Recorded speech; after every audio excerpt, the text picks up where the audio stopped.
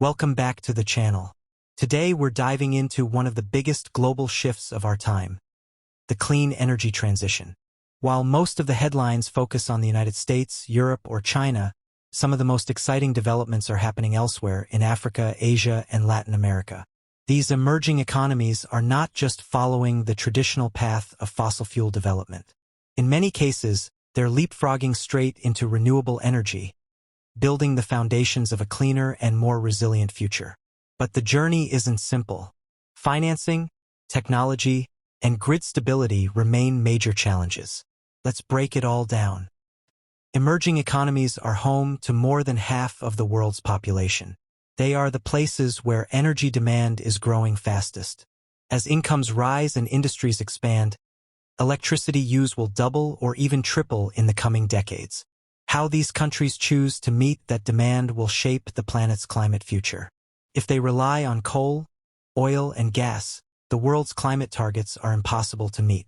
But if they leapfrog to clean energy, solar, wind, hydropower, and new technologies, they can provide affordable electricity while avoiding the mistakes of the past.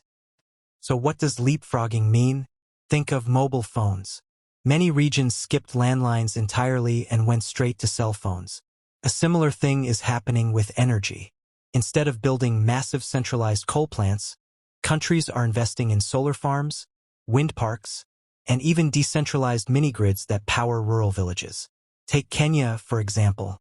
It generates more than 90% of its electricity from renewables, with geothermal energy playing a major role. In Latin America, Uruguay has transformed its grid. Nearly all of its power now comes from wind, solar, and hydropower. In Asia, India is rapidly expanding solar capacity, aiming to become a global leader in renewables. These aren't small steps. They are dramatic shifts that show clean energy is not just for wealthy nations. The benefits go beyond cutting carbon emissions. Clean energy reduces dependence on imported fuels, which often drain national budgets. It creates jobs in construction, manufacturing, and maintenance. It also brings electricity to remote areas where extending the traditional grid would be too expensive. For communities that never had reliable power, a small solar installation or a mini-grid can mean light at night, refrigeration for medicine, and internet access for schools. But the road ahead is not smooth.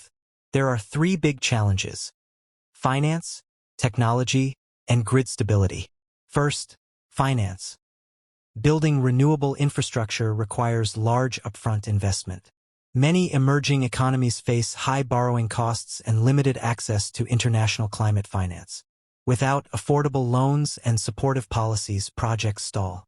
Second, technology.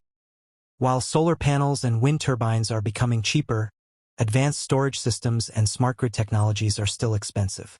Without storage, solar power disappears at night and wind power fluctuates with the weather. These countries need access to cutting-edge solutions, but often struggle to afford or develop them. Third, grid stability.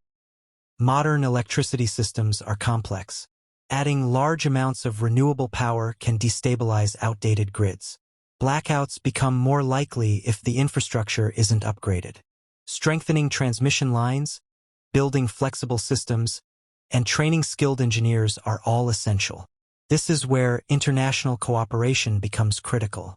Developed countries have pledged billions in climate finance, but much of that money has been slow to arrive. Emerging economies don't just need cash. They need technology transfer, partnerships, and fairer trade systems that make renewable investment attractive. Organizations like the African Development Bank, the Asian Infrastructure Investment Bank, and regional climate funds are starting to fill the gap, but far more is needed. The clean energy transition isn't only about reducing carbon emissions. It's about shaping a fairer, more resilient global economy.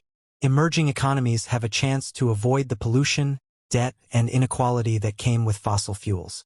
They can build energy systems that are cleaner, cheaper, and more accessible from the start. But to do that, they'll need support, financial, technological, and political. The world is watching, because the future of energy isn't just being decided in Washington, Brussels, or Beijing. It's being decided in Nairobi, New Delhi, Sao Paulo, and dozens of other cities across the global south. And the choices made there will determine the future of us all. Thank you for watching. If you found this breakdown helpful, don't forget to like, share, and subscribe for more deep dives into global issues.